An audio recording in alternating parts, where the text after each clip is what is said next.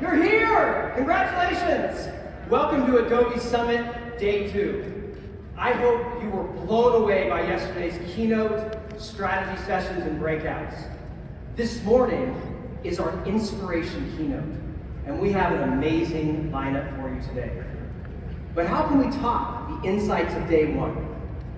Shantanu shared his reflection on the impact of AI on customer experience management and outlined Adobe's innovation agenda. Anil dove deep into our product strategy, showcasing the future of data, content, and journeys in an AI-powered world.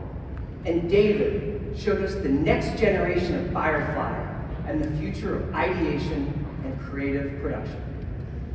It was standing room only for the strategy keynotes on generative AI and marketing performance, and I hope you were inspired by where the technology is taking us. Summit 2024 is demonstrating how we, as a community, we're shaping digital marketing and customer experience in the age of AI. The lines have been blurred between your marketing, your sales, your product, and support. In today's world, your digital experience is your brand. And increasingly, it's also becoming your product. And with the higher pressure on growth and downward pressure on budgets, we're all called upon to be on top of the financial outcomes. As digital and streaming continue to displace traditional media and social channels continue to evolve, acquiring, engaging, and retaining customers is more difficult than ever. And this means that lifetime customer value and loyalty, they matter more than ever. To stay ahead, brands in every industry must constantly raise the bar on their end-to-end customer experience. Consumers expect to be remembered, valued, and rewarded when they interact with your brand. And perhaps no industry represents the intersection of digital and in-person like the airline business.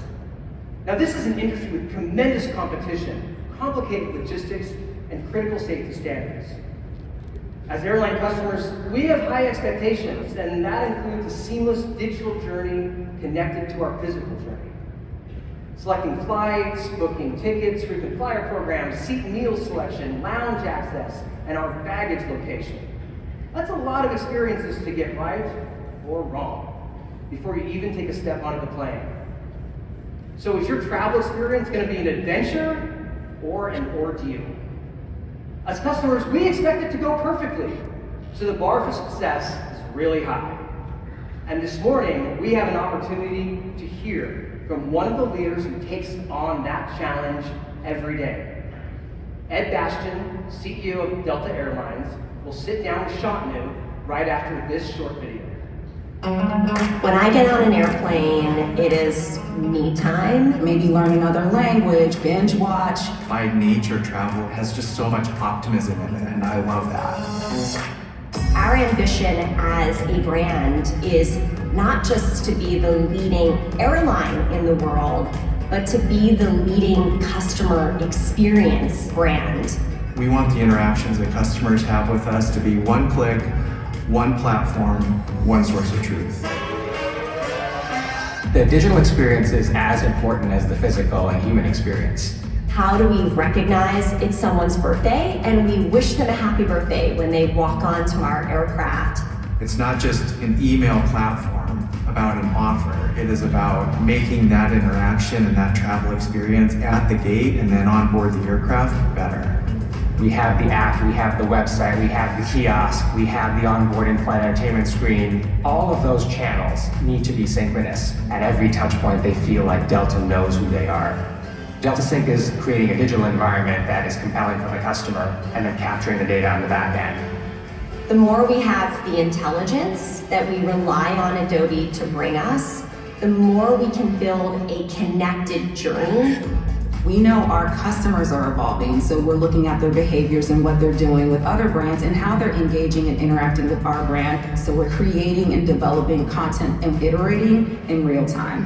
1, 2, 3, and... We know through the analytics that they're booking some sort of a leisure vacation, but they're falling out of the process, and we can see that when we send them a notification, how effective were we in getting the action done? What's really exciting is we have this ability to test and learn that much faster and do so at a scale that's unprecedented.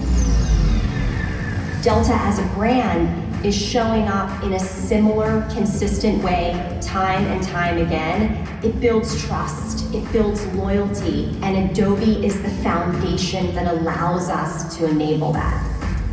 Experience is the difference. How can we bring in better tools and technology and skill up our talent? What can we do next? Gen AI just takes it to the next level and allows us to think beyond what we could have even imagined. We want to connect the world, and we want our customers to trust that there is no better option than Delta to do that. Please welcome Shantanu Narayan and CEO Delta Airlines, Ed Bastian.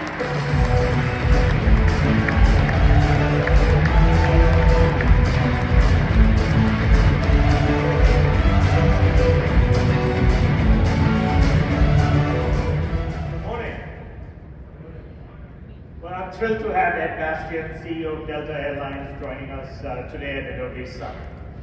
Under Ed's leadership, Delta is transforming air travel with generational investments in technology, aircraft, airport facilities, as well as employees worldwide.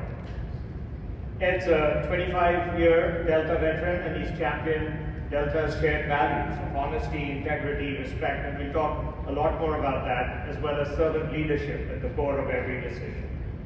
And since becoming CEO in 2016, Ed has expanded Delta's position as the world's most reliable airline and grown its global footprint.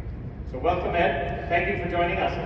Well, thank you, Shantanu, and it's great to be here with you. Very impressive community that you've built and created. We're glad we're a part of that community, and I know we have many people that we carry to Vegas today, too. So welcome to Delta, too, and we'll get you back home safely.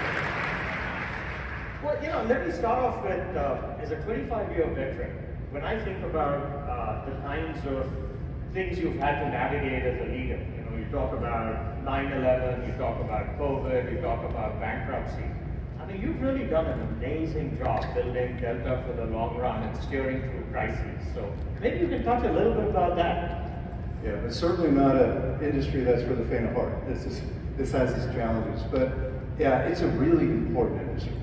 And I think that's one of the keys, is that if you know, having been through so many challenges, including COVID, which was the biggest of them all, if you know why you exist, if you know what your purpose is, you know the importance that your customers, then not just your customers, your community, your world places on what you do, that gives you the confidence you're going to get through those challenges. And that's what kept us going right through COVID, because we knew how isolated and how dark and how much angst had in the world. And people couldn't travel, people couldn't be with each other, people couldn't get to where they needed to go. And travel is one of the things that unites and brings understanding and brings fellowship and brings joy. And so I knew we were going to get back. And when you have that confidence, that enables you to be bold and courageous in the steps you're taking, that allows you to be humble when you realize the depths of the challenges that you have to work through, the transparency that's required. And we knew we were on stage all through COVID. People were watching how Delta was one step at a time starting to bring the world back together, especially in the United States. And it was an incredible feat that our team displayed, but it was one of the things that I'll look back on and understand that resilience that you build, that muscle that you create over time, how powerful that is. And it's really what our brand stands for. It's a resilient brand.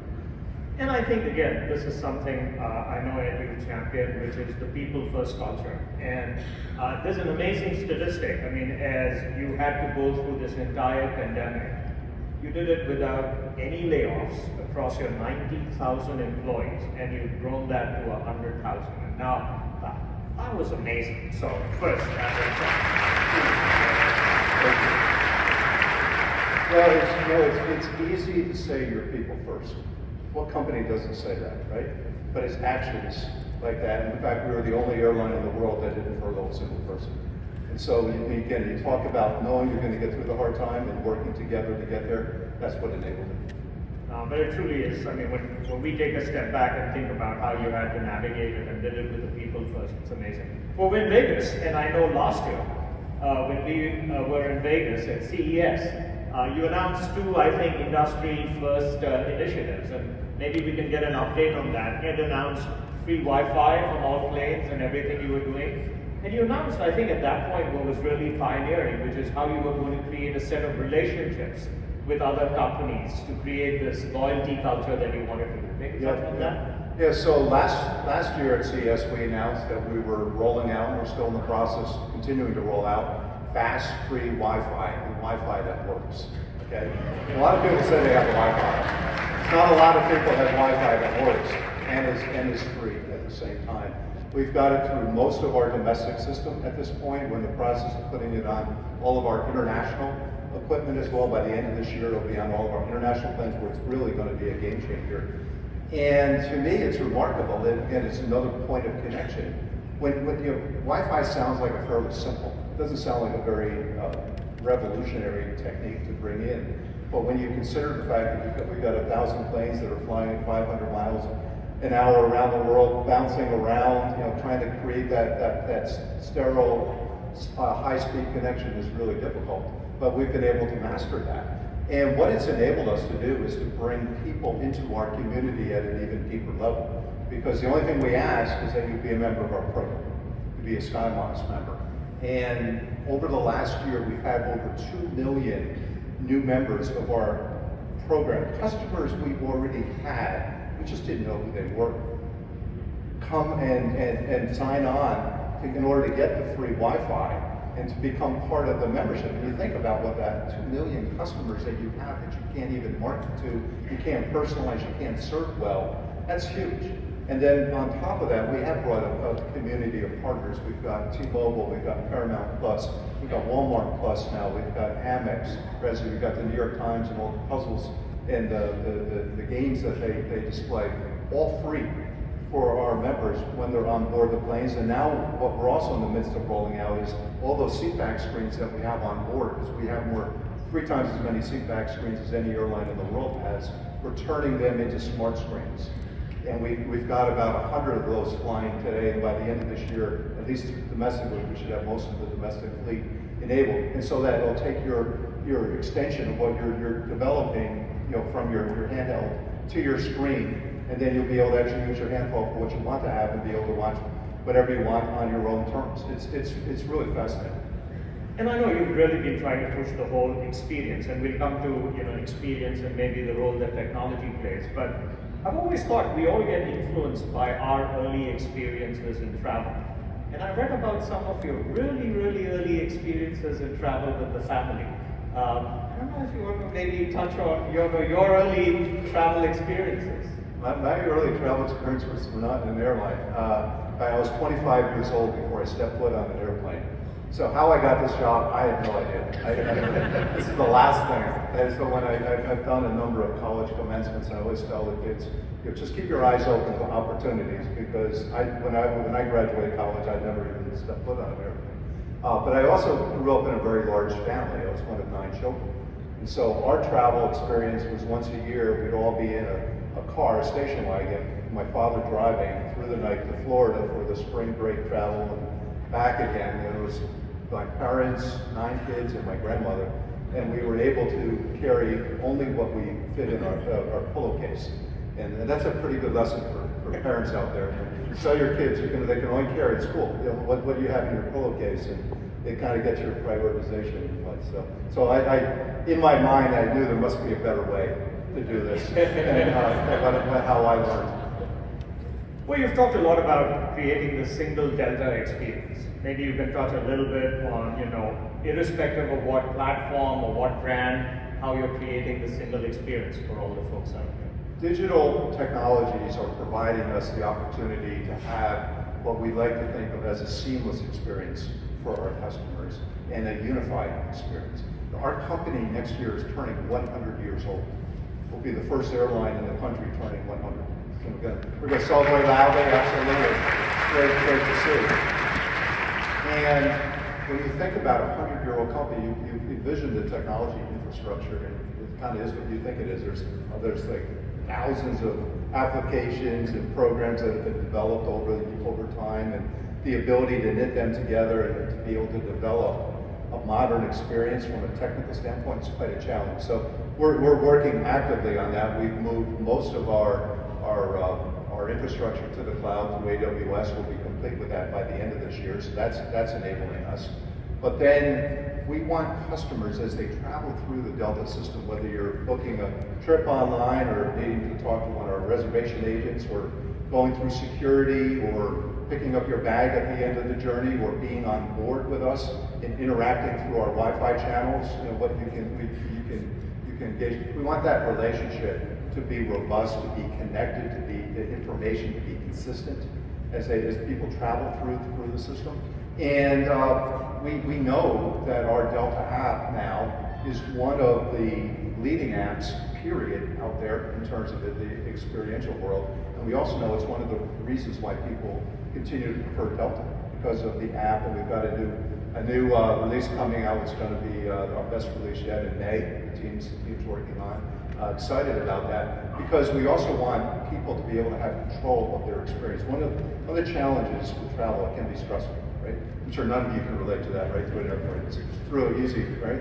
And one of our ideas is that it shouldn't be as stressful as it is. It should be something you look forward to, and that you're looking forward to where you're going, and your journey is part of that. And so we've made the travel app, or the Delta app, an opportunity for people to control their experience while they're on board. They want to make change, they want to find out information about where they're going.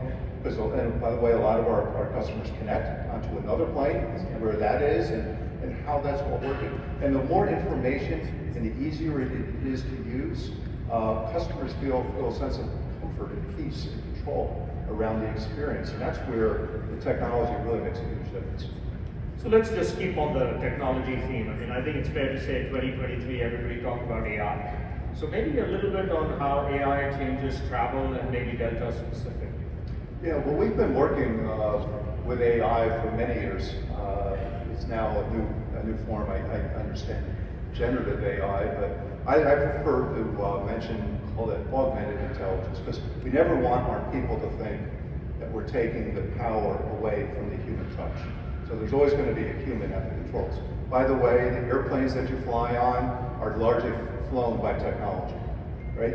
Where pilots are there, the human touch, they're monitoring it, they're managing it, they're interacting with as necessary, but technology goes as far as it flies the aircraft that our customers are on, which is, by the way, a heck of a lot safer than any other way to travel, and it's great. It's a good way to think about technology in our world. We see AI as unlocking the opportunities for our employees to continue to spend even more time personalized experience and service with customers, rather than having to sit there and punch out the screens and be able to bring information forward. We use predictive technologies to make sure that we're the most reliable airline in the sky through our engineering programs and maintenance. Delta's got a standard as the industry gold standard on reliability. But we don't do that just through hard work. We do that through smart work and technology and augmenting the decision making that we have.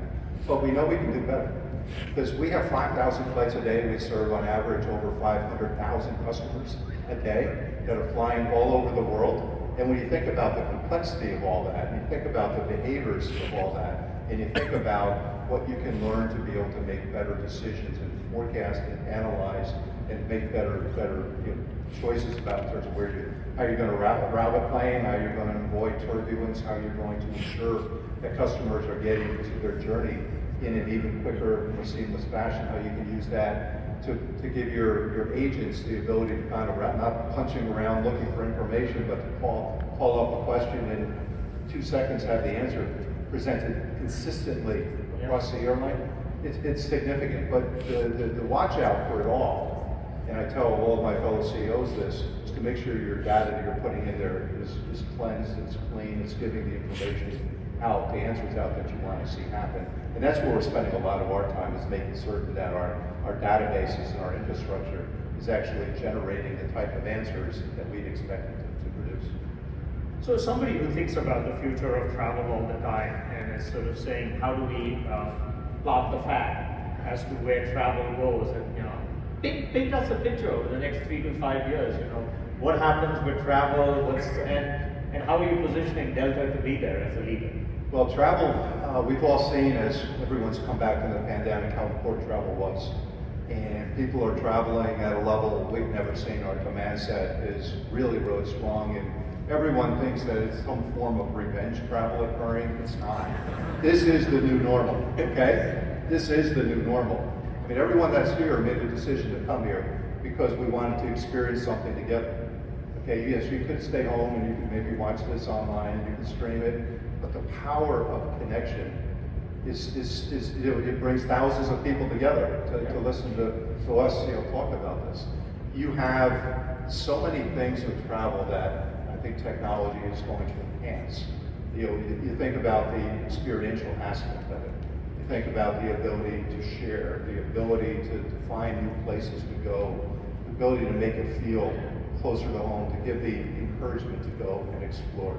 The dinosaur I grew up in, our house, we had encyclopedias. I'd look up encyclopedias and see all these places around the world. And really, I never thought I'd go anywhere, film, but it was kind of interesting. Our kids now are at the places we're reading about and sending us pictures that we still haven't gotten to, and that's cool. So I think travel and experience is going to be even more powerful a service than it was pre-pandemic, because if something was taken away from you as travel was, people now are relishing it and they're going for it, and I don't see it slowing down. Maybe a little bit about brand. It's a set of marketers in this group. How do you think about the Delta brand and what do you want it to stand for and how it evolves? Well, the Delta brand has 3 underlying attributes. We want it to be welcoming, we want it to be caring, and we want the experience to be elevated. And that's what we trust our people to deliver every single day. Now, you can't deliver a brand unless you have an airline that has a high quality standard of reliability. And I think that's where sometimes, the marketing and particularly in our industry can get out of the way. I mean, you can't market that unless you actually are delivering that, because your customers know who you are every single day and how you perform. And so we've invested for the last 15 years in making certain that we've had the most reliable airline in the sky. And while COVID certainly hurt us and our recovery was challenged, over the last 9 months, by far, we've been #1 across the board of every standard. In fact, in Dubai in May, I'm going to be receiving on behalf of 100,000 people Delta, the Global Airline of the Year award that the industry gives out. It's a top airline, not just in the U.S., but in the world. So that's a statement. That's a statement of the brand. Another statement of the brand, what I think about, and this blows my mind, we are the 5th largest e-tailer in the country. Delta is. Ask you the top 5, I'd be willing to bet. And I know we're a good client of yours. I don't think you would have said Delta.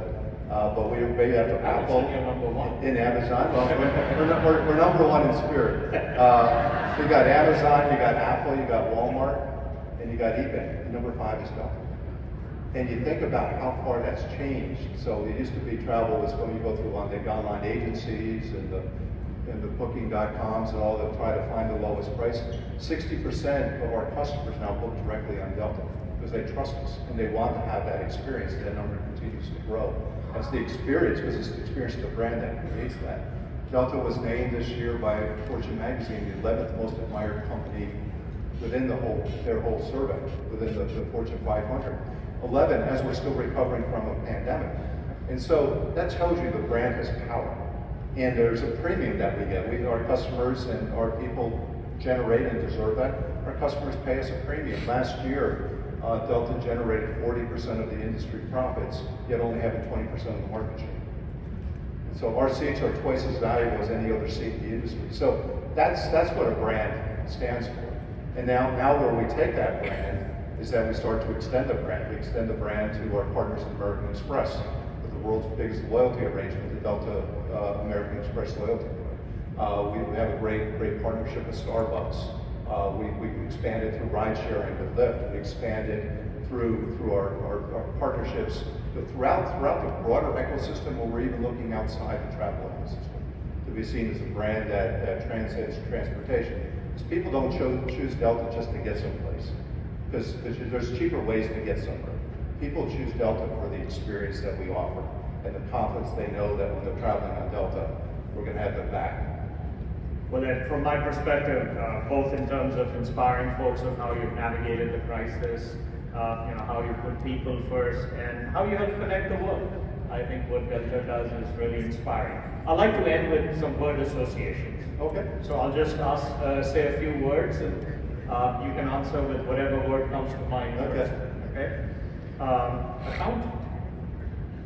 Yeah, that was boring. Bulldogs. Georgia, no dogs. Miles. It's my grandson. My first grandchild, a little 15-month-old boy. Most people in this room are way too young. You're still having your own kids or starting to have your own kids, but for folks like us, it's I've found people talk about wellness and how do you relieve pressure, take care of yourself.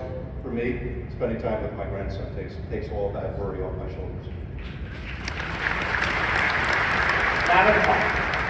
Yeah, I've run two. I ran New York recently, and I got to get a knee replacement in a few months because of it. But raised a lot of money for childhood cancer, and that was worth it. You're doing a great job of answering it. You're not using one word, but that's okay. We'll let that. Three more. Golf. Love it. Delta. It's my home. Ed Bastian. He enjoys people. He's thank you. Thank you so much. Thank you all.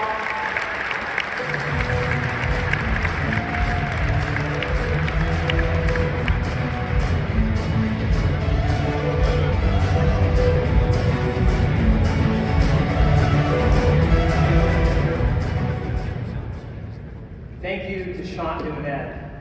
What amazing insights. 500,000 people a day traveling on Delta while maintaining a human touch. Consumers expect to be remembered, valued, and rewarded when they interact with your brand, and I think Delta is doing exactly that. This morning, we are celebrating the art and science of making that happen, and the innovation leaders who take on that challenge every day. And we wanted to celebrate those leaders. A few years back, Adobe introduced the Experience Maker Awards to recognize breakthrough performance from our customers. The digital leaders and their teams who deliver amazing customer experiences, create business growth, and set bold new standards for their organization and industries. On Monday evening, we held the 2024 Experience Maker Awards on the eve of Summit right here in Las Vegas. And you can sort of think of this like the Oscars for marketers and experience makers. And by the way, just a slight detour, in the last few years, Adobe is very proud to have won scientific and technical Oscars for 3 of our flagship applications: Adobe Photoshop, Adobe After Effects, and Adobe Substance 3D. Yeah, right? No small achievement.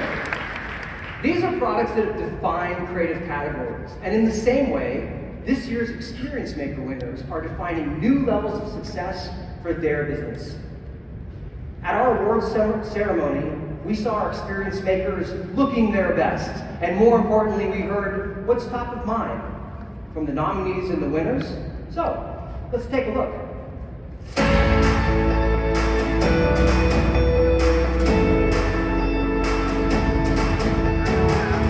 Being honored as an experience maker is a great independent recognition of a lot of the hard work that we've been doing. What it means for me to be honored as an experience maker, and it isn't me, it's T-Mobile, it's my team. They all do an amazing job in partnership with Adobe.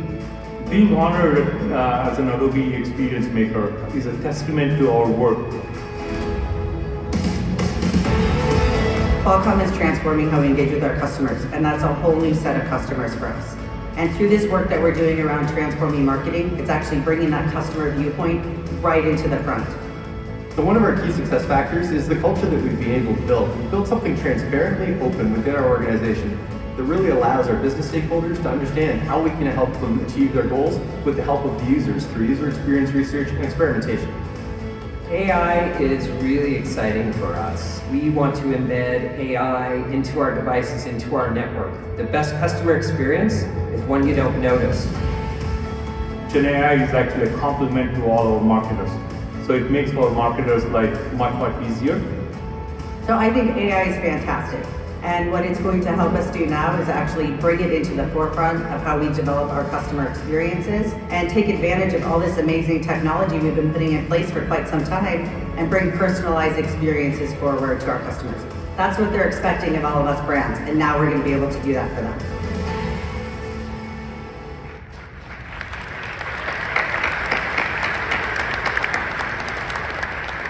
Big shout out to all of our winners. Stand up if you're here. There's 10,000 people in here, so I don't know that we'll be able to pick all of you out, but congratulations again. Wow.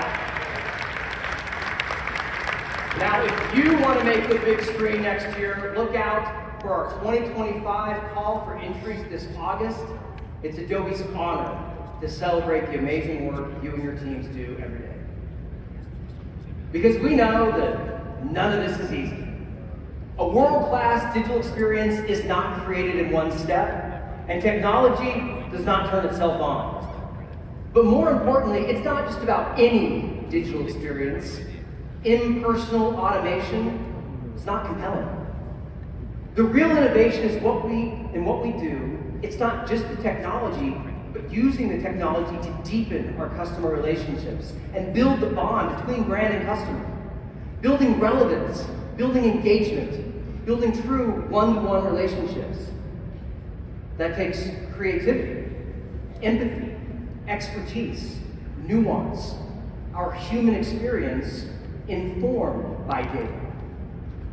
The organizations who get it right are standing out from their competition and evolving new business models in the process. This level of business evolution is only possible because of you, the teams and leaders who are driving this work every day. It's people like all of you in this audience who do the heavy lifting to make change happen, to take the necessary risks, to galvanize those around you to change the game and invent the future. Now, our next two guests are leaders who are doing exactly that. They are changing the game and inventing the future. They come from different industries and separate continents, but there are some connections. They're both leaders in storied institutions that have been around for a long time, and as leaders, they are empowering their teams to do amazing work. Where risk-taking is an imperative, where customer relevance is at the center of everything they do, where digital is driving business model evolution, and something counterintuitive. Their digital-first efforts are forging a more human connection with their customers. So our next speaker is Emma Springer. She's CMO of TSB, a UK bank. And TSB was one of the big winners on Monday night at our awards gala. They won this year's Maverick Award. And Maverick is a great description of Emma herself. She is reinventing the TSB brand across every medium, right in front of 65 million citizens of the United Kingdom. In a 25-year marketing career, Emma has also held leadership positions at Barclays, NatWest, and even His Majesty the King's Bank, Coots. And Emma is doing it all in her own style. Today, TSB is shaking up the industry against some pretty big and entrenched competition with a human-centered brand promise. So before we meet Emma, let's play a short video and learn all about TSB Bank. Hello from TSB. If you've not heard of us, we're a bank from the UK with around 5 million customers and a team of around 5,000 people. We were the world's first mutual savings bank, founded in 1810 in Scotland by the Reverend Henry Duncan. Today, our purpose is still helping our customers feel confident about their money every day. It's brought to life through our brand idea, which recognizes that money is still the elephant in the room, and TSB is here to help it seem less scary. As a business, We're on a journey of transformation, from a traditional high street bank to a digital bank with a human touch, and our partnership with Adobe is at its heart.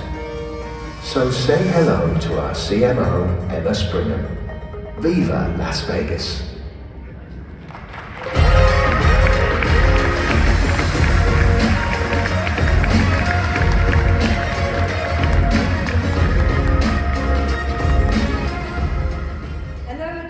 Summit. Thank you for such a warm welcome.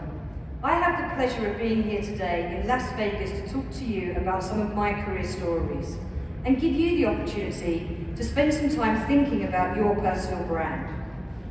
What I love about my career is you never know what's around the corner. I didn't know 3 months ago that my career journey would lead me to this stage talking to you in the entertainment capital of the world. And just as the American Howard Hughes set out to rebrand Las Vegas in the 1960s, transforming it from its Wild West roots to what we're all experiencing today, my journey is also a journey about branding and transformation. Most importantly, enjoy the ride. Life is too short to be miserable in your career. If you don't take action, it can chip away at your mental health. So most importantly, make sure that you get to enjoy the ride. Surround yourself with people that you trust, that challenge you and make you question yourself. We spend more time at work than we do with our loved ones, so it's so important that we have fun along the way. One of the biggest enablers in my career has been my focus on my personal branding. And just like Howard Hughes, it all started with a clear purpose, vision, and some very core values. It's always been lost on me why people don't spend more time thinking about their personal brand and rather leave it to luck. Especially coming from an industry where the power of branding is so well understood. I schedule time to think about my personal brand. I spend time thinking about my target audience. The list is endless. My boss, the board, my team, sales, finance, they all need different things from me. So when we're building external marketing plans, we also spend time making sure that we have highly effective internal marketing plans to engage our stakeholders. When I work on my personal brand, I focus on my 3 personal brand words, the words that best describe my personal brand and help me stand out. My 3 words are brave, trust, and growth. Brave because, as the American stunt performer Evel Knievel once said, where there is little risk, there is little reward. Brave because it pushes you in your career. I always ask myself, is the marketing strategy brave enough? Will we be proud of the deliverables? I encourage my team to look outside for innovation. I also encourage them to speak out if they see discrimination or bullying in the workplace. Being brave is in my family DNA, and the bar is set very high. This is my super brave soulmate, Bex. Bex saves lives for a living, so no pressure. But Bex does really make me think about what am I giving back through my work. When we meet people and are asked what we do for a living, the reaction to Bex is always total admiration. When the question then comes to me and I say marketing, it's actually a bit of a cool response, actually. Marketing is pretty cool, it's pretty funky. Even our teenagers think that marketing is pretty cool. But then when we're asked about the industry that I come from and banking, it doesn't usually go down as well as it usually does. Because banking, one of my core values has been to never incite hate in any of my marketing campaigns. And I just stick to creating pink elephants. I'm grateful to the banking industry. Over my career, I've worked with some of the most incredible people and minds. Everyone I meet wants to exceed customers' banking expectations, or as I like to say, create magical moments across the customer journey. Banks have a history of being at the forefront of transformation. There is a lot of representation from banks today at the Summit, because they recognise the importance of attending events like the Adobe Summit. The most important thing is that I can look Bex in the eyes and be proud of the work we're delivering. One example is in the customer vulnerability space. TSB were the first organisation to train their branch staff in domestic abuse support, providing a flea fund to support victims escape. Domestic abuse will affect 1 in 4 women and 1 in 6 men in their lifetime. Raising awareness of safe spaces campaigns makes me feel really proud.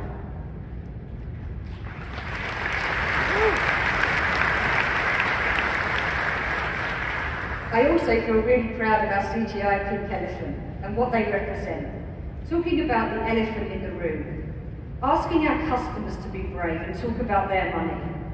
Only 1 in 5 people talk about their money worries, which can have a detrimental impact on their mental health. The earlier a bank knows a customer is facing financial difficulty, the quicker they can step in and provide support.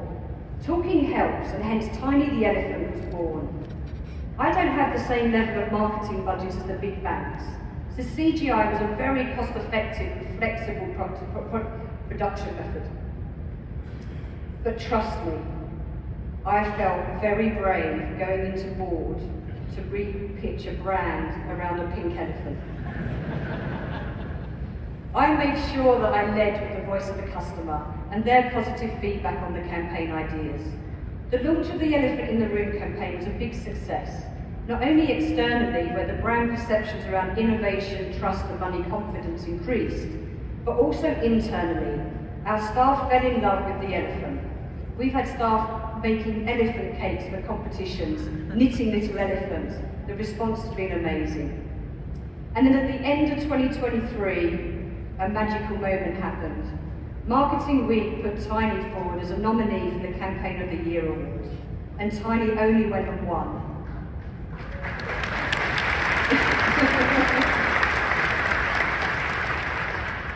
The external recognition though really helped build trust with the board, that we'd made the right decision on the rebrand. So a big thank you to Marketing Week and all the people that voted for us. We're brave enough to be the first financial services company in Europe to deploy Adobe Experience Platform. We're moving to real-time solutions, which help our customers to build their money confidence, enabling us to launch personalized customer content, delivering the right content to the right customer by the customer's channel of choice. When we turned on one-to-one personalization for loans, sales in the mobile channel immediately rose by 300%, which achieved a lot of attention from across the business. Our journey to moving to real-time solutions, we are using marketing tech to identify vulnerable customers and provide proactive prompts. One example, which will not go down well in Vegas, in fact we might need to lock the doors, and I apologise in advance to Howard Hughes, but we're starting to use data to identify gamblers in debt and offering support through gambling blocks and video banking.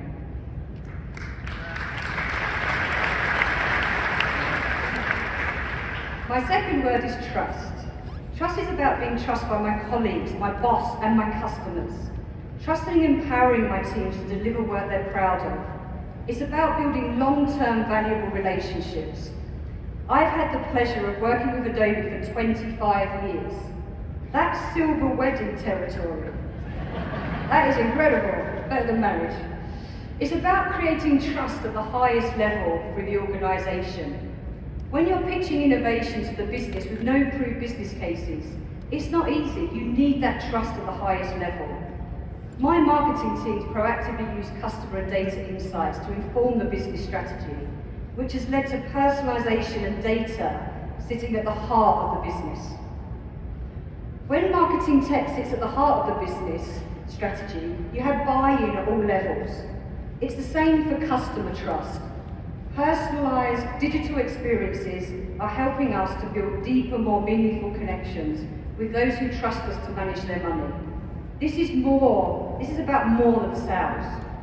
This is about making our customers feel valued and appreciated, and enabling them to realise the milestone moments of their lives. And my last word is growth. My growth, my team's growth, and the growth of TSB. Having a growth mindset, coaching others so they become their best selves. It's just as important to make team members feel individual and special as it is our customers. When our people feel psychologically safe, the teams can unlock innovation and excellence. Growing the commerciality of TSB. This quote from John Wanamaker, who was an American pioneer in marketing back in the 1900s, was very true back then. But fast forward to 2024, and John would have had his answers. There is no excuse for marketeers not to measure their work. The 2000s saw the start of the evolution, the age of digital.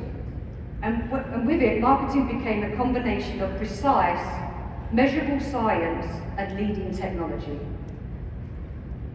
Successful marketing today is the delicate blend between art and science. Art being the brave, creative execution, and science being the data and transformation. To get buy-in to new ideas, you have to speak the Chief Finance Officer's language and focus on sustainable growth. These are my gorgeous twins, Emily and Jessica. As you can see from the picture, very different mindsets on their first day back at school. Just as I expect their teachers to grow their minds, teach them new skills, and build their confidence, it's no different for leaders. We have a duty of care for our teams and their well-being. And as leaders, we must talk about well-being and encourage team members to bring their whole selves to work. In my team meetings, I have a regular slot for bring your whole self to work. Recent topics spoken about by my team have been John, who talked about his stammer, and Becky, who educated us about ADHD and what we could do to support her. It's our role to build highly effective and collaborative teams, which can only be achieved through ensuring there is a growth mindset culture at the heart of the team. They say feedback is a gift. It is, if it's given by someone trained in coaching, and someone who understands the importance of emotional intelligence. All of the leaders in TSB are trained in coaching. In summary, my personal branding focuses on 3 words: brave, trust, and growth. I will leave you with the following question. What are your 3 brand words? It has been an absolute pleasure today to spend some time with you. I hope you enjoy the rest of the Adobe Summit. Thank you, everyone.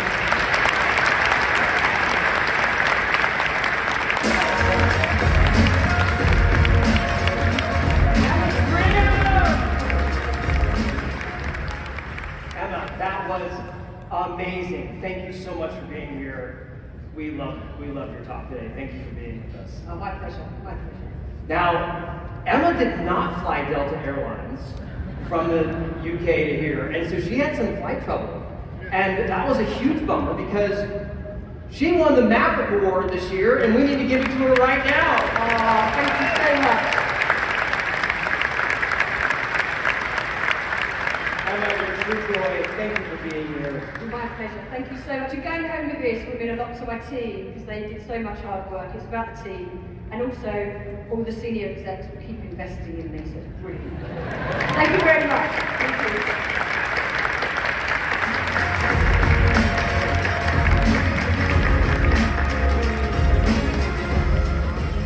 Wow. Now moving from banking to sports. Next up, Major League Baseball. Okay, come on, let's hear the baseball. Now look, in terms of fan attendance, baseball is way ahead of other major sports in the USA, as you're about to see. And baseball, of course, is a storied institution, part of America's cultural fabric. No summer is complete without a trip to the ballpark. Chris Marinak is Chief Operations and Strategy Officer for MLB, reporting directly to the Commissioner of Baseball. He leads growth and innovation efforts, and he's responsible for driving the reach of the game, working with the league's competition committee on strategic baseball initiatives, and creating the Major League playing schedule. In over 15 years with MLB, Chris has grown his career, working in labor relations and strategy before taking on his current role. Chris is driving really exciting changes in baseball and Major League Baseball, so let's take a look. This game is for you. the fan. This is the game we all want to see.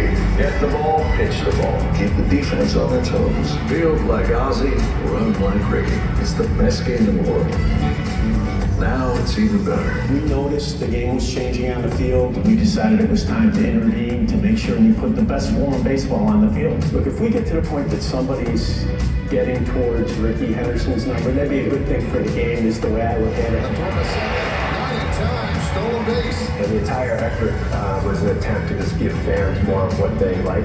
In a lot of ways, we think we're restoring baseball to when it was the most popular. They want to see more action. They want to see an improved pace. They want to see the ball in play a little bit more. Artistic smash. I'm here to tell you, seeing them showcase their skills even more often and more frequently is great for the game. These changes, I think they're fantastic. I think they make the game quick and athletic. But I remember being in the 80s and 90s watching it on TV, jumping around on my couch at home. Baseball has changed significantly this season. Everybody's talking about it. Viewership is up, attendance is up. And social media engagement. And the buzz in the building. We throw out the first pitch, you look up, you're in the third, you look up, you're in the sixth. Everything's moving, it's snappy, it's clean. It's a great thing to see at the ballpark. Just a beautifully played baseball game today. These fans are in it till the end. Seeing the energy and emotion that's in those stadiums is just fantastic. Best fans in the world we have right here. Please welcome Chief Operations and Strategy Officer, MLB, Chris Marinac.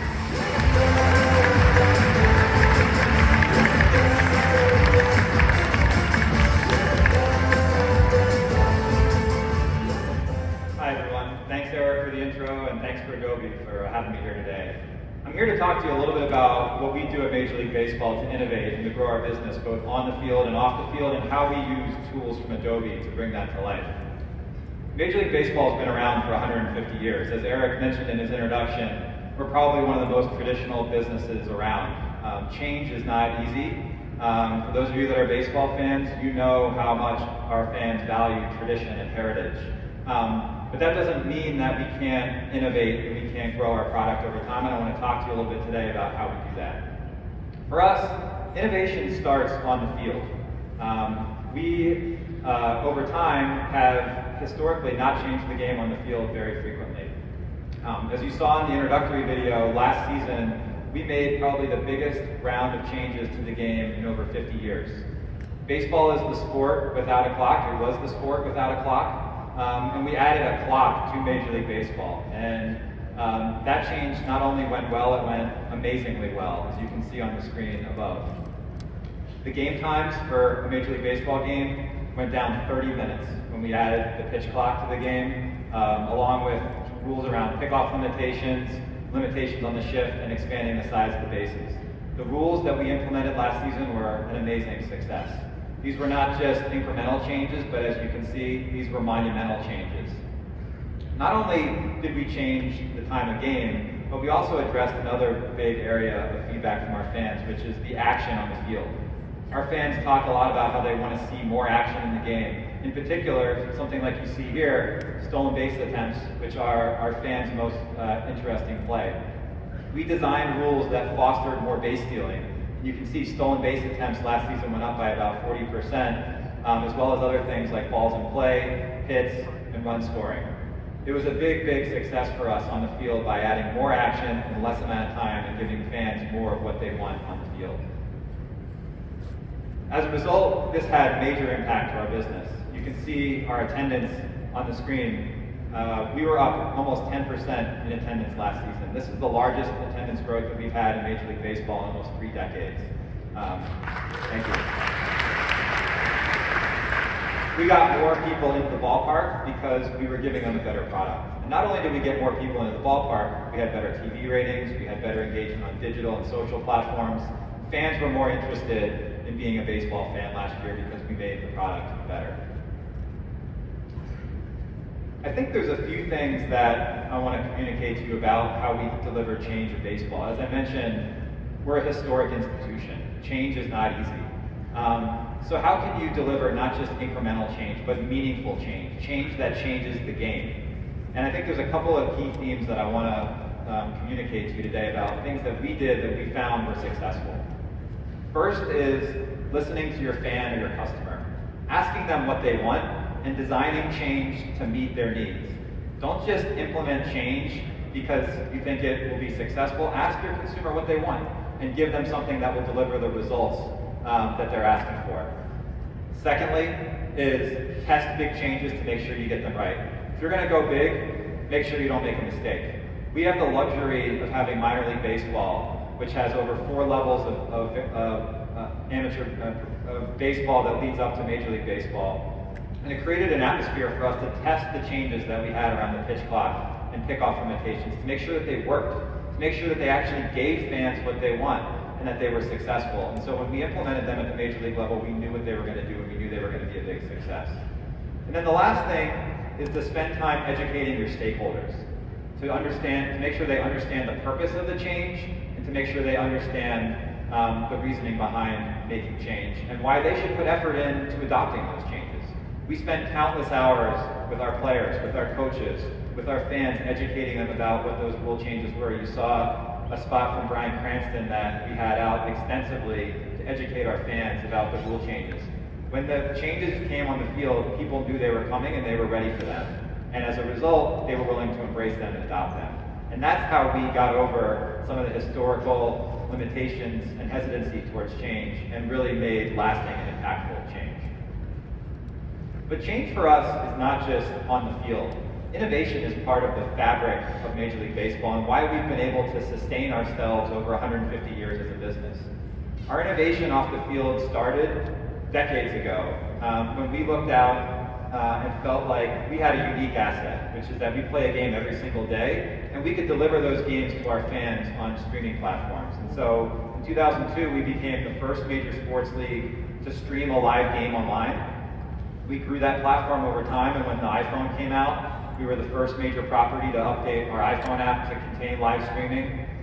That product grew and developed over time and ultimately became the foundation for Disney+. The streaming technology that baseball built is now bringing you all of the amazing content and property that you have on Disney's platforms. And most recently, this last season, we became the first major sports league to produce and distribute our games locally to our fans. This is an example of us understanding our strengths and innovating and growing our business based on what we do well. But the innovation that we did digitally doesn't just extend to video.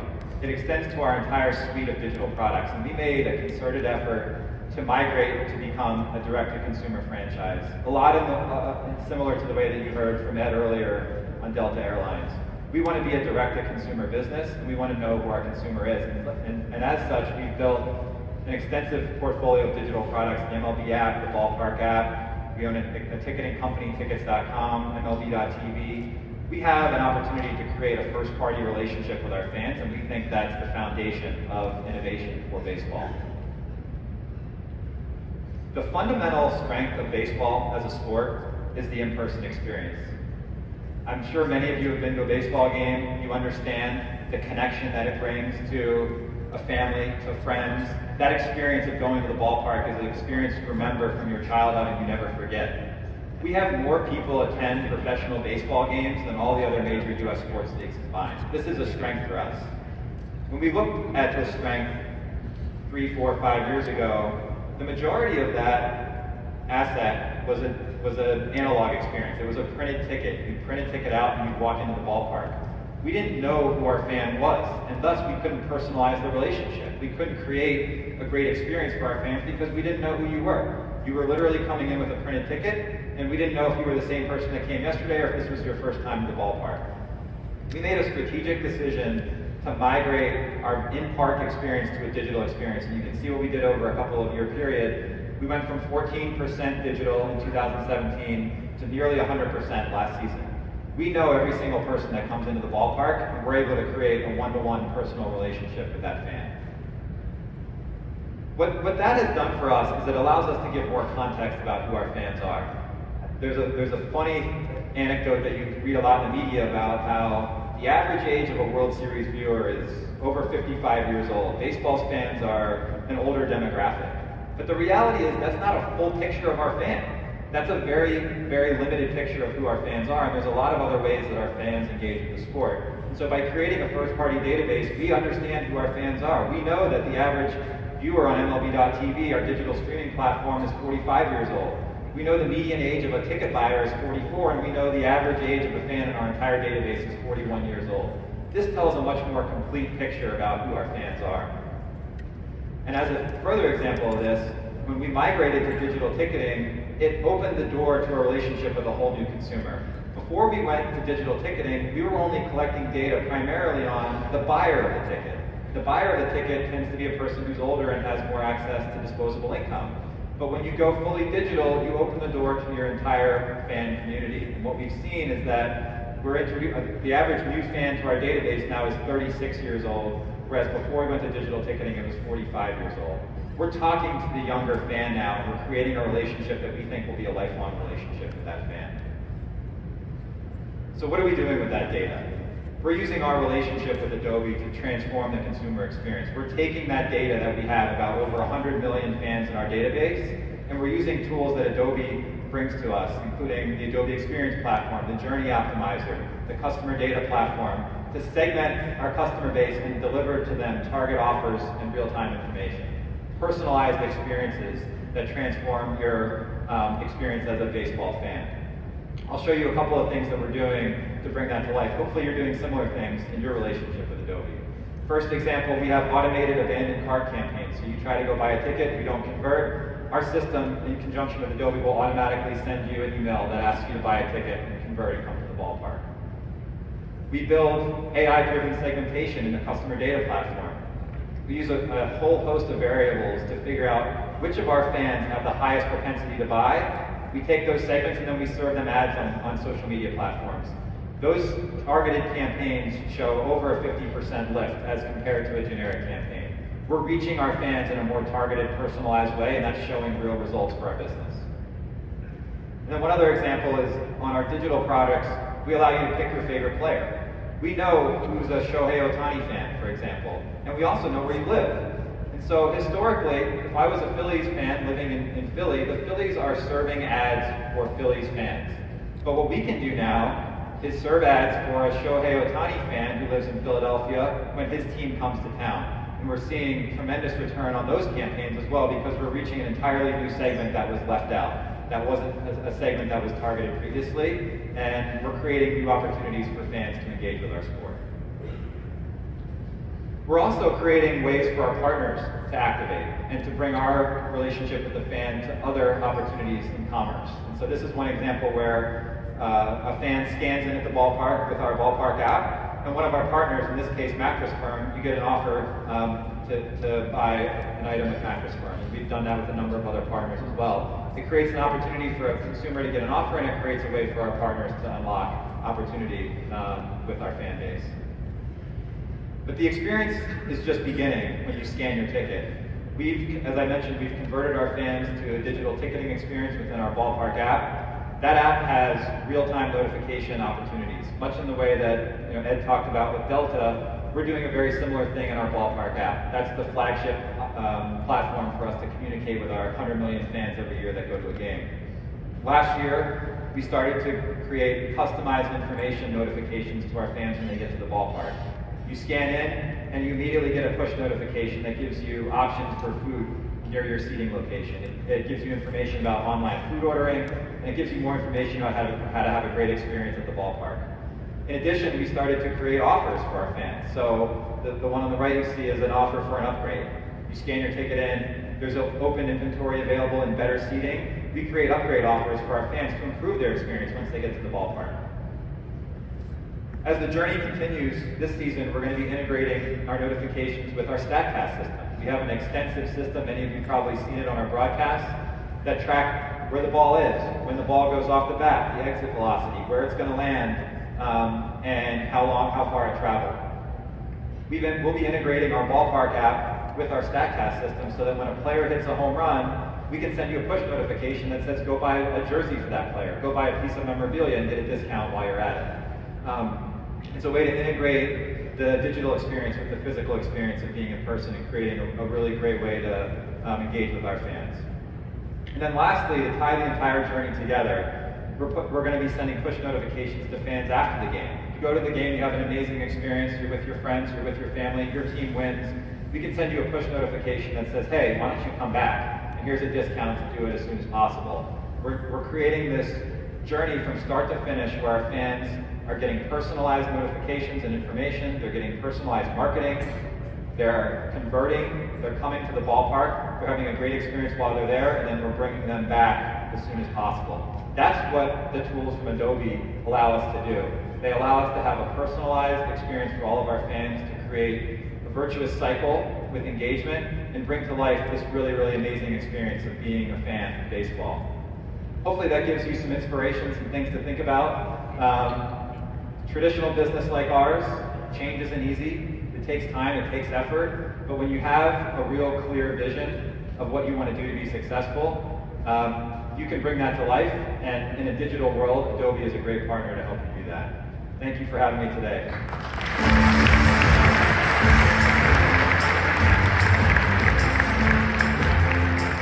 Here we go.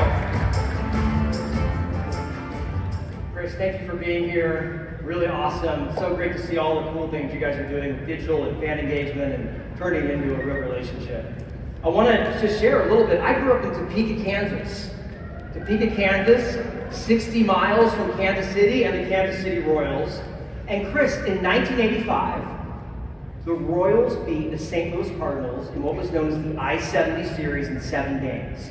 Now that year, Bret Saberhagen was the Royals' biggest ace. He won 2 games. He was the MVP of the World Series. And I went to the parade, and I was like this high, and he gave me a high five. So could you get his autograph for me? Hey, I'm happy to do it. You know what? Those are the kind of experiences that stay with you your entire life. And that's why we think these tools are so important. Okay, so what would also be awesome is this is the Bo Jackson jersey. So could we get Bo to sign this jersey for me? All right, I think you're getting a little carried away. Okay, but wait, just one. So George Bret almost hit 400 one season, right? For a moment, he was at 400, and then came back to like 395. Could we get George Bret's autograph? How about we do some tickets for opening day? We're opening tomorrow. Kansas City. We're all invited to opening day on behalf of Chris. No, so Chris, like you're doing a lot of cool things, and you shared a lot of them. One you didn't talk about was the fact that you were globalizing the game. And opening day is tomorrow, but actually the first game of the season, the first 2 games of the season were played last week. Tell us about that. Correct. Yeah, we had 2 games in Korea last week. I was actually in Korea and just came back a couple days ago. We had the Dodgers and Padres open up in Korea, and it was a great way to showcase the global nature of the game. We have a lot of interest right now in Asia, particularly with Shohei Ohtani and some of the Japanese players that are having a tremendous amount of success in the United States. And so we were able to bring 2 teams over to Korea, connect with that fan base, and bring the Major League Baseball product around the globe. It just creates a great connection point for us to start the season. That's very cool. So talk to us about opening day. Like this is obviously a big deal. Of how do you prepare for a big marketing moment like opening day across the country? Yeah, it's really omni-channel for us. You know, we have a new ad campaign coming out. We're going to have another iteration on some work we did with Bryan Cranston. So you'll see a new version of that talking about how anything can happen in baseball. It's unpredictable. And that's a brand narrative that we want to reiterate with our fan base. But it's not just on traditional media channels. It's about using digital platforms as well to connect with fans. So we have active marketing campaigns on social media platforms around selling tickets, and a whole host of other things on our owned and operated platforms in terms of advertising the start of the season and getting our baseball content in front of the fans, reminding them that this is the greatest day of the year. Greatest day of the year, I love that.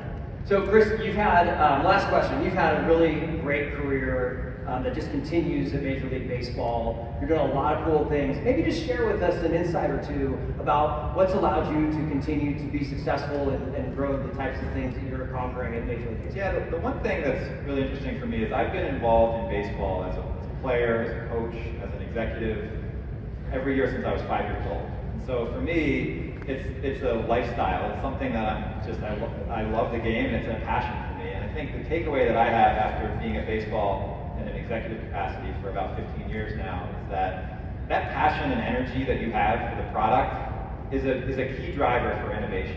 It sparks creativity, it sparks energy, it sparks fresh thinking, you have this huge knowledge base with which to build on. And so for me, the love of the game and the love of the sport is something that really helps drive a lot of the things that we talked about here today. And so for you out, those of you out there that are in a similar position, with your businesses, your organizations, what are you passionate about? What makes you really get out of bed every morning and drive creativity and thought? And that's what's really going to lead to the most amount of innovation and creativity for your businesses as well. Follow your passion. I love that. Chris Marinick, everyone.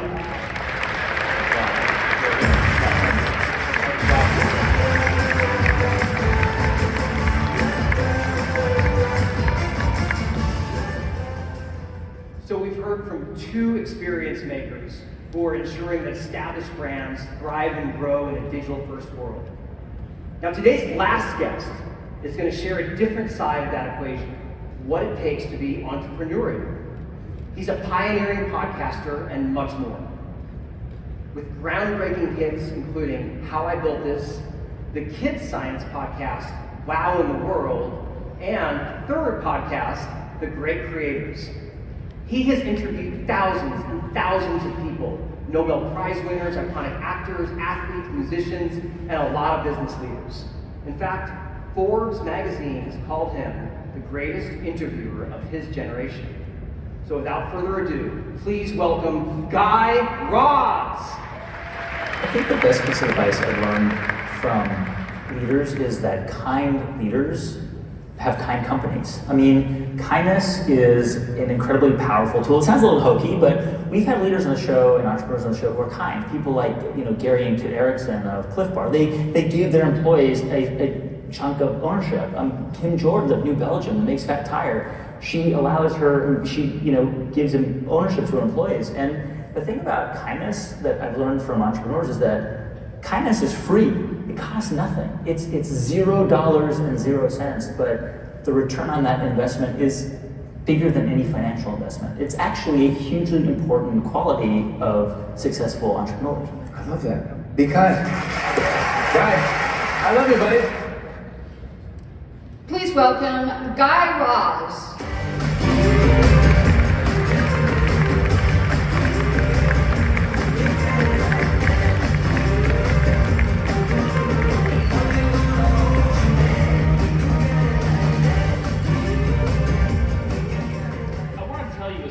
About the dumbest business idea I ever came across. Not a particularly inspiring way to start a talk. Well, the founder of this product decided to enter one of the most saturated categories in all of CPG. He had no connections to it. He had no experience in it. He had no money to start it. The founder's name is Mike Cesario. And Mike spent his entire career working in advertising agencies.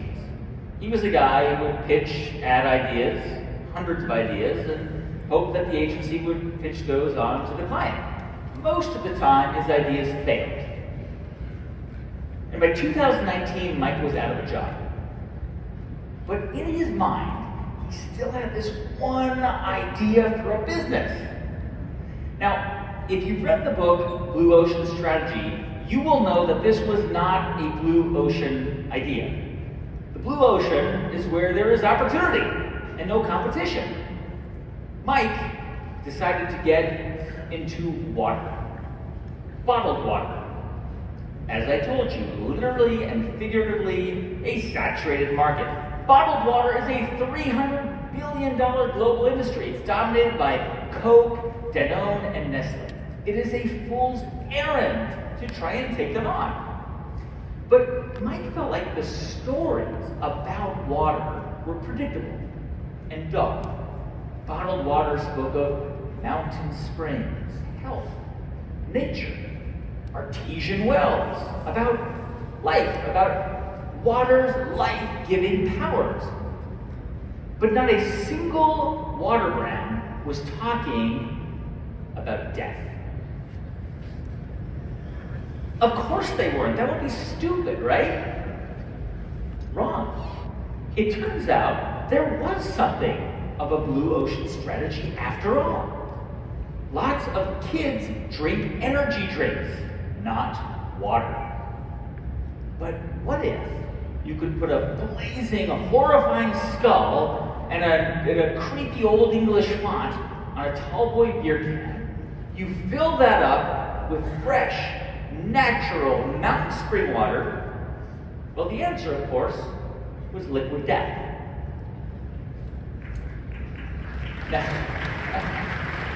Now, even before Mike Cesario had raised a single penny to launch the brand or to make a single product, he spent $1,500 to produce a teaser video. The video was filled with macabre scenes of death, all at the hands of water. It should come as no surprise to anyone that that video was a hit. On YouTube alone, that $1,500 video was viewed over 5 million times. From the very beginning, Mike thought very deeply about who he wanted to reach, and he thought really methodically about how to reach them. He believed, by the way, I mean, this is a water ad.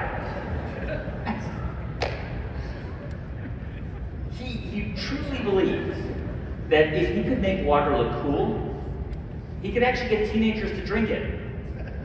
Today, Liquid Death, a brand that did not exist 5 years ago, started by one person with no money, has amassed more than 8 million followers on TikTok and Instagram, and its YouTube videos have been viewed tens of millions of times.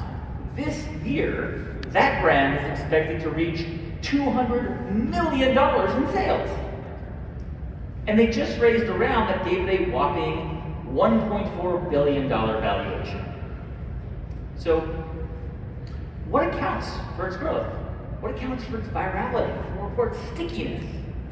Well, for starters, they use humor and stories to connect with consumers. Their slogan, as you saw, is literally "Murder Your Thirst." If you want to join the Liquid Death Loyalty Club, which is free, by the way, you have to sign a contract selling your soul to the devil. And for that, they'll send you a t-shirt, which means you will be a walking advertisement for the brand. Teenagers see their friends buying this mountain spring water in a scary, dangerous-looking can, so they buy it too. Because the can tells a story. It's a story that's different for every single consumer, but that connects with them on an emotional level.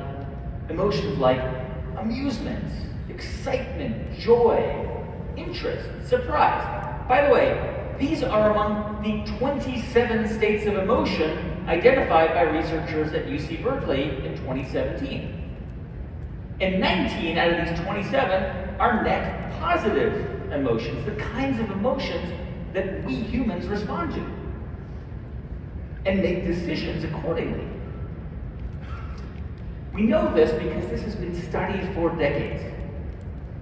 In his book, Descartes' Error, the famed neuroscientist Antonio Damasio writes about how our emotions determine our preferences and even guide our decision-making.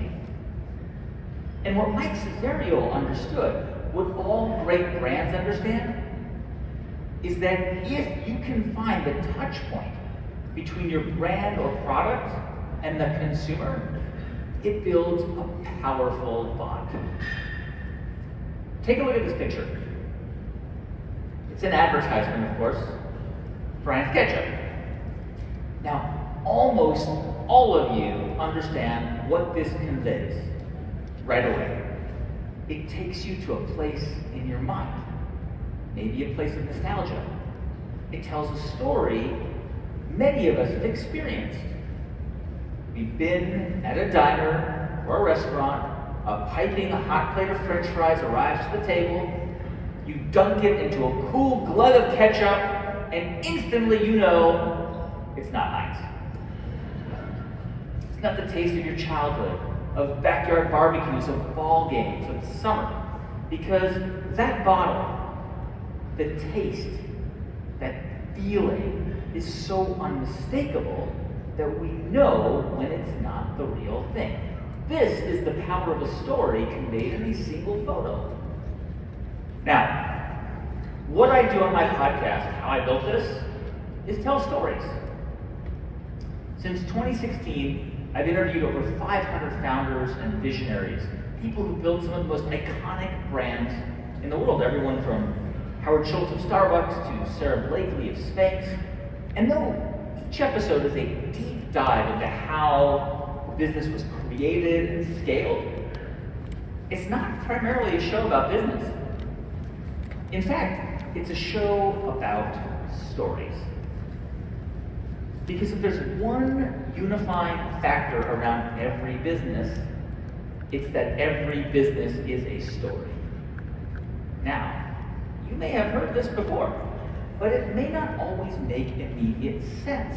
After all, a business is about selling a product or a service in exchange for money or goods, which is true. But a business is also about the question, why? Why did you decide to pursue this idea? Why do you think the world needs to hear about it? Why does it add value to someone's life? In each of these answers is a story. It's what connects you and me and everyone out there to the thing you're building or trying to present to the world. These are the questions, by the way, that an entrepreneur named Larry Liu had to answer before he was confident that his business idea was going to work.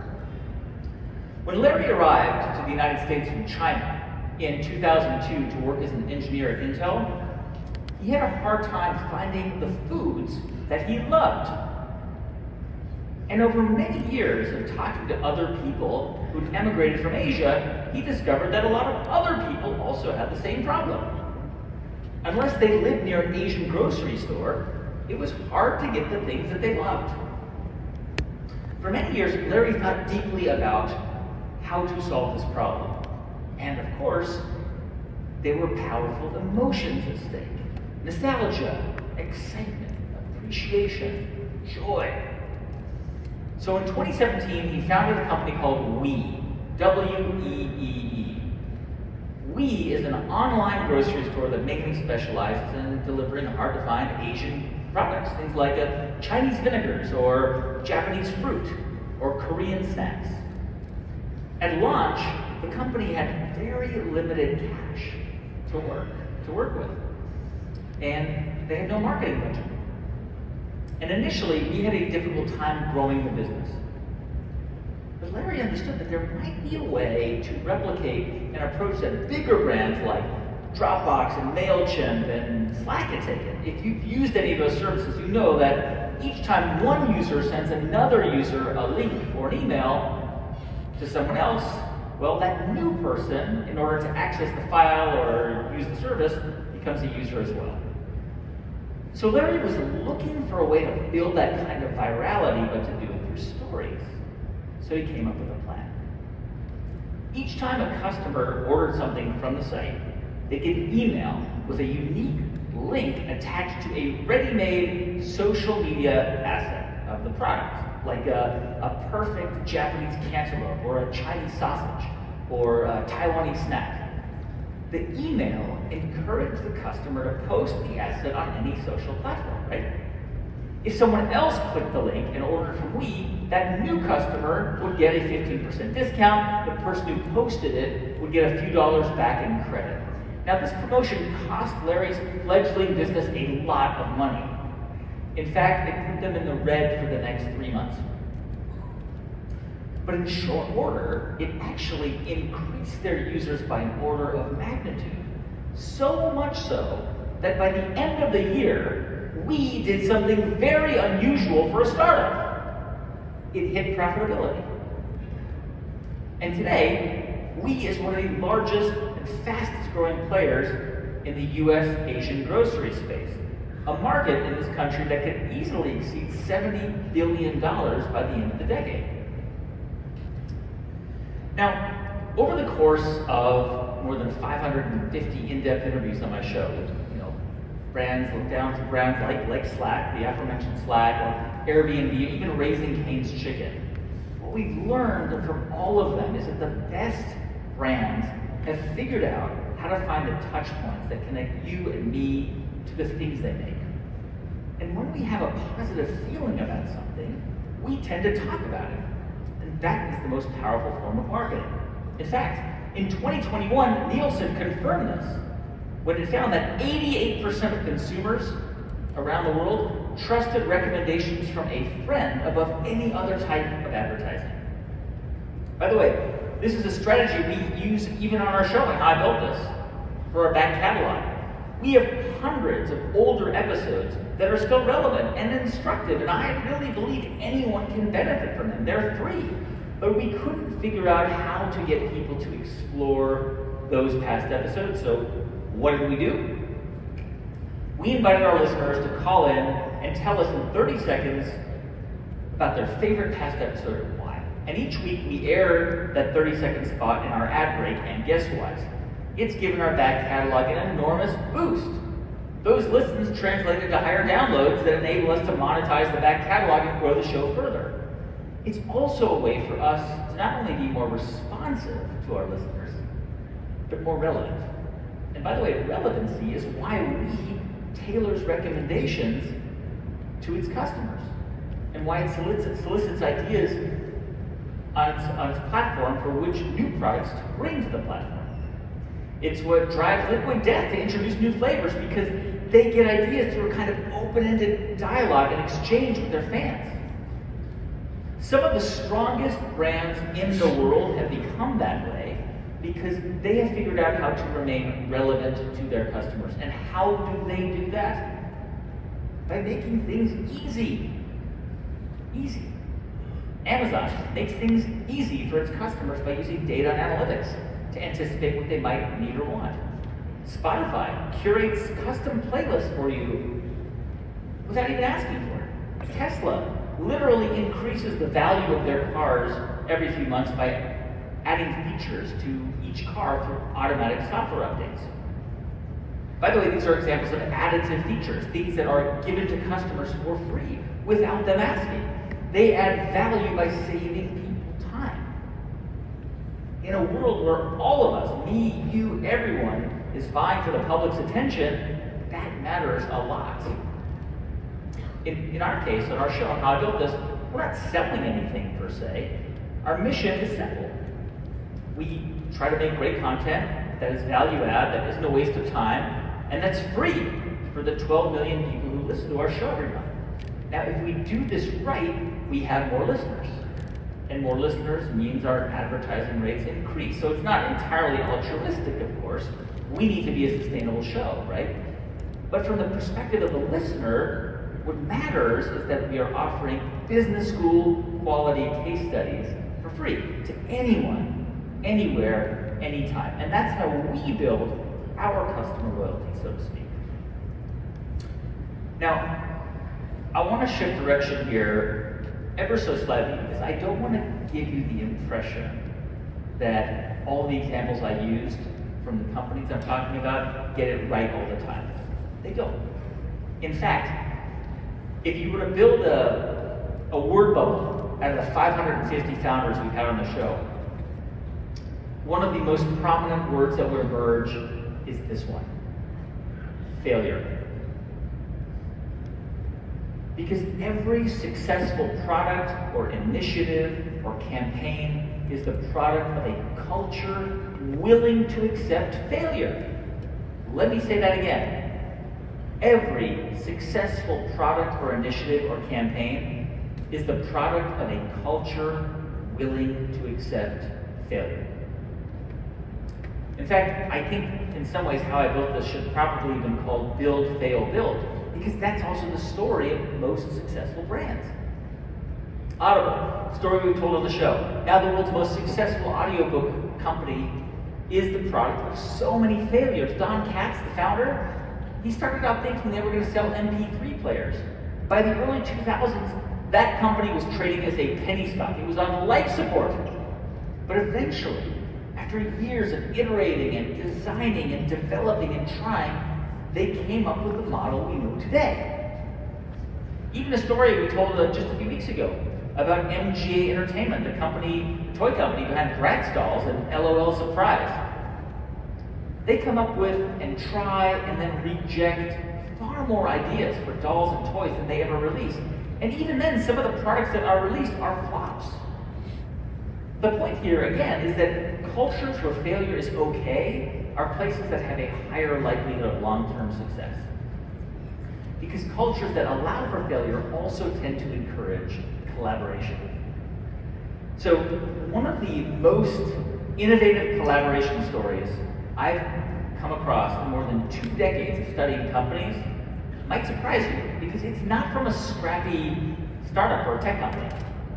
I'm talking about Procter & Gamble. In December of 2019, I had the chance to spend some time at Procter & Gamble's headquarters in Cincinnati. P&G is a 180-year-old company. It's a multinational conglomerate. They've got 60 brands, and about 20 of them are worth over $1 billion. So judging by the numbers alone, they're doing something right. They've got, hundreds of thousands of, over 100,000 employees. So it's a pretty bureaucratic place, or certainly more bureaucratic than a startup. Anyway, during my visit, I was amazed to learn about the origin stories of so many products that have become household names. For example, in the late 1990s, P&G was working on a new plastic wrap called Impress. This was technology designed to take on Saran wrap and Glad cling film, products that are owned by competitors, S.C. Johnson and Clorox. This was a multi-year project. It was highly complex. It involved bringing together industrial designers and chemical engineers and project managers, you name it, right? Meanwhile, in another part of the company, another engineer named Paul Sagal was trying to figure out how Procter & Gamble could compete with Colgate, a toothpaste brand that was really threatening Crest's market share. One thought Paul had was teeth whitening. At the time, if you wanted to get your teeth whitened, you had to go to the dentist. And Paul wondered whether you could bring that technology to the home bathroom. So for over a year, Paul Sagal and a small group in his department tinkered on an idea to make an over-the-counter tooth whitener. After many fits and starts and failures, they finally came up with a formula. But they had a problem. They didn't have a good solution for how to apply it to the teeth. They needed something that would fit comfortably on the tooth, that was relatively inexpensive, and could adhere and stay in place for a long time. For months, Sagal and his team tried different things, many different things, but they couldn't figure out what to do. One day, he was having lunch with a colleague named Bob Dirksing, who was working on Impress, the plastic wrap project. Procter & Gamble encourages cross-pollination. They want employees from one division to meet and work with colleagues from another. Anyway, the two colleagues are having lunch, and Paul Sagal tells Bob from Plastics about his problem. And at that lunch, Bob from Plastics says, and I'm paraphrasing because I wasn't there, but he says, "Paul, why don't I cut you a strip of this cling film intro we've been working on over in Plastics? Come on down with me." They tried it out, and in a couple of days, these two collaborators had a working prototype of a product. So they pitched it to the CMO. And within a year, it became known as Crest White Strips. In its first year, that product alone generated $300 million in sales for P&G. That, after many fits and starts and failures. And by the way, the plastic wrap project, the one called Impress that was supposed to compete with Saran wrap and cling film, was scrapped. P&G decided to allow that project to fail. And to this day, the company does not compete in the plastic wrap space. But the plastic wrap technology developed in an attempt to do so ended up being a key part of what built Crest White Strips. Think about this for a moment. P&G has been around since before the Civil War, and it remains one of the most innovative companies in the country, in part because of its culture of collaboration, because of its strong commitment to research and development, and how the company works to deeply understand consumers and search for gaps in the market.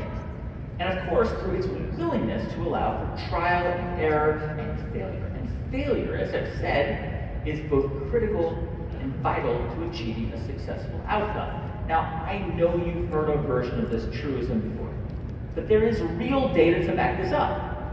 In 2019, researchers from Northwestern University analyzed 46 years of venture capital portfolio companies and more than 750,000 applications for research grants to the National Institutes of Health. And what they found was conclusive. Virtually every winner begins as a loser. But what differentiates those who persistently fail and those who eventually succeed is both plainly obvious and surprisingly common. The ones who make it study their failures and understand that failures are paving stones along the journey. It's like the athlete who watches her tape after losing a match. Or how the US military conducts after-action reports after every single engagement or exercise or simulation. And in one of my favorite examples that happened just last year, it's how NBA superstar Giannis responded back in 2023 after a season-ending loss in the playoffs. If you recall, the Milwaukee Bucks were poised to win it all. When a reporter asked him if the season felt like a failure, an exasperated Giannis answered, "There are good days and bad days. Some days you were successful, some days you're not. But that doesn't mean it's a failure. These are all steps to success." And that quote, that single quote, is the story of a business, or an idea, or a vision, or a campaign. Some days, it's not your turn, and you have to shift, or persist, or iterate, or reimagine. But each day, each failure is a small step to success. And sometimes, actually, surprisingly more than you think. It's the dumb ideas, the most outlandish suggestions, the liquid death ideas, the ones that come from inside a culture that values and even celebrates failure. Those are the ideas that inspire the stories that build great businesses. Thank you so much.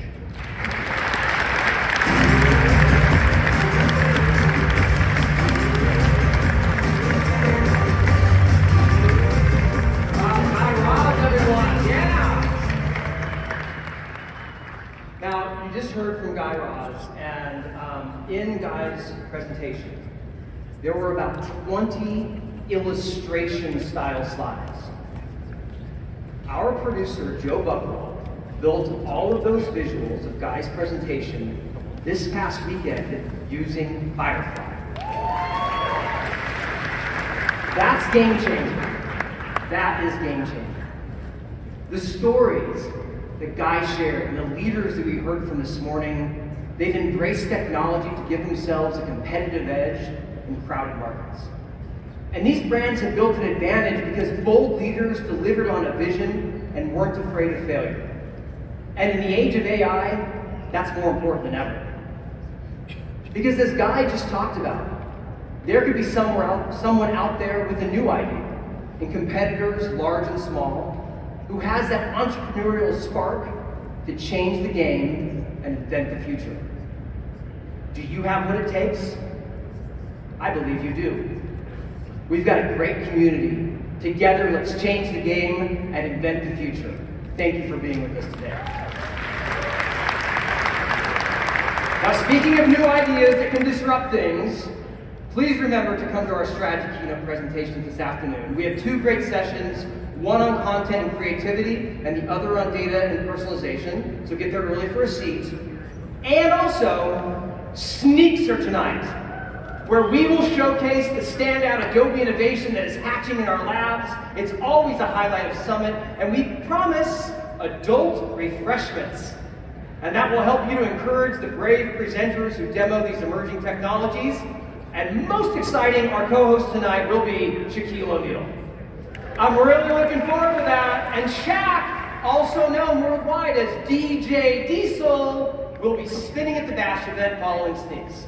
So have a great rest of the day. We'll see you back here at kickoff at 5:30. Thank you.